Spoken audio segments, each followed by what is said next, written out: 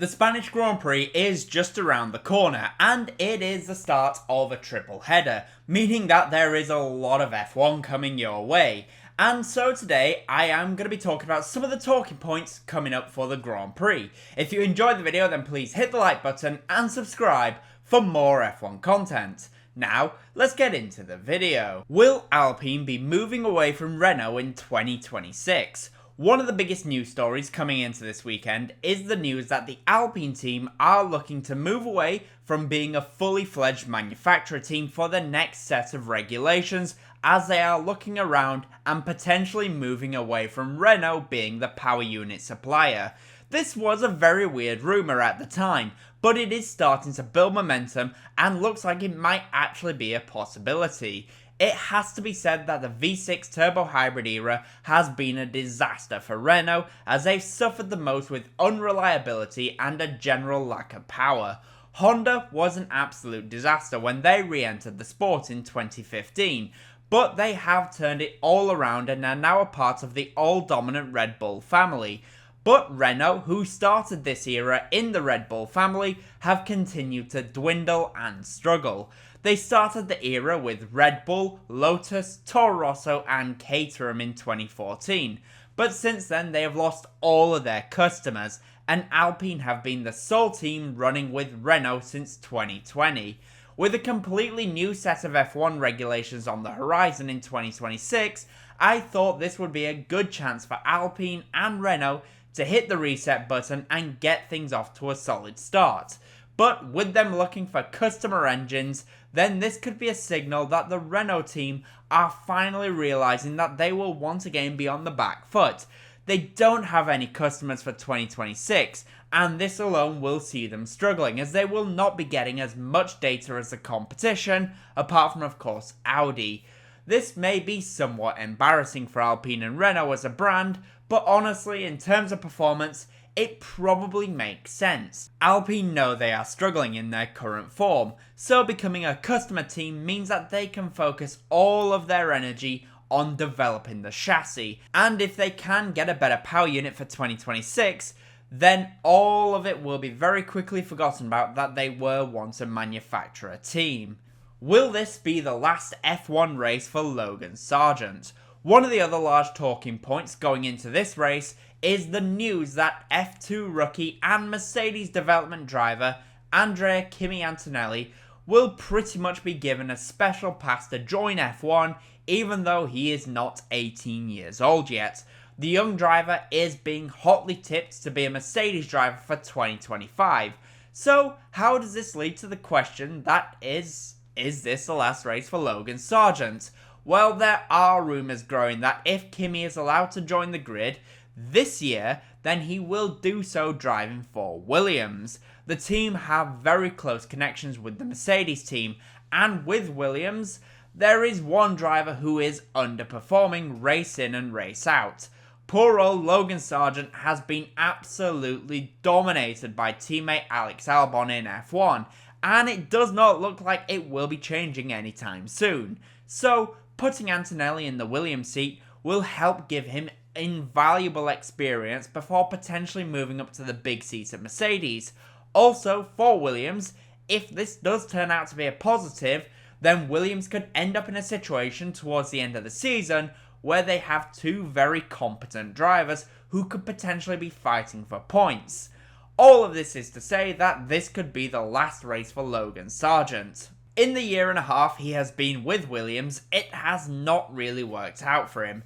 This year has been a little bit better, it has to be said, and he is on average not the worst driver in qualifying, as that honour belongs to Zhou Guanyu in the Sauber. But it does feel like there is a little bit more potential in the Williams team, and let's be honest, Sargeant hasn't been doing himself any favours, especially in Montreal when he spun out under his own accord. At least when Albon crashed out, it was because he was trying to take avoiding action from Carlos Sainz. And for Williams, like I said, this could be a little bit more potential for them, and it's going to be very exciting with a young driver. And this young driver could help give Williams a much needed shot in the arm when it comes to re-energizing the team and helping them move forward. I just want to say that if you are enjoying the video so far, then I would really appreciate it if you hit the like button and subscribe for more F1 content. Now, let's get back to the video. Can Mercedes continue to build on the momentum from Canada? In Montreal, we saw a return to form for Mercedes as George Russell put the car on pole position in qualifying, and then in the Grand Prix, he scored Mercedes' first podium of the season. And there was a sense that Mercedes might actually be in a position to build on what they have and move forward and finally close the gap to the top three teams. In the Grand Prix itself, George Russell managed to lead the early portion of the race, and teammate Lewis Hamilton also had a very solid race. Hamilton almost scored a podium, but lost out in the last few laps. This though was by far their best result of the year, and now they are coming to a circuit which historically is very strong for Mercedes, and if they can perform well here, then they are in a position where we could see them performing strongly at a number of races. Barcelona is historically a circuit where we see cars in order as to how good they are aerodynamically. The circuit requires very good aerodynamics at high speed, and the circuit has some long, fast corners. Since they removed the tight chicane and the turn 10 hairpin, there is not really any slow speed corners anymore. This means that teams like Ferrari, who excel in those conditions, could be a little bit more vulnerable this weekend, and we could see Mercedes back in the mix once again. With historically it being a good circuit for them, then I really do think we will see either George Russell or Lewis Hamilton finish in the top 5 in the Grand Prix, and we will see Mercedes continue to build some much needed momentum. The spotlight is very much on the team right now and their new upgrades, which has piqued the interest of rival teams such as Red Bull, who are questioning their legality. But even so, this could be a good weekend for Mercedes, and we could see them continue to build some momentum. The final talking point going into this weekend is, will we see Red Bull and Max Verstappen back to their best this weekend? In the last few races, we have seen Red Bull fall back a little bit. At Miami, they were beaten after Verstappen was pushing too hard and made a mistake which damaged his car. At Imola, Verstappen did win, but it was by the skin of his teeth. At Monaco, Verstappen made a mistake in qualifying which essentially ruined his chances in the Grand Prix, and then in Canada, Verstappen was somewhat lucky to win because Norris was hampered by a poorly timed safety car when he was leading by around 10 seconds. This has all been pretty negative for the dominant team, but the Barcelona circuit should be one that sees them back to their dominant best, as the characteristics of the circuit are perfect for them. There is not really any slow corners, and there are no big curves that they will need to ride, now that there is no final chicane.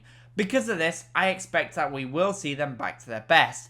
The car runs perfectly at high speed, which is why they were so strong at Suzuka and also Shanghai. That being said, rivals McLaren should also be very strong, and we will see in the Grand Prix, Lando Norris and Oscar Piastri try their best to take the fight to Verstappen.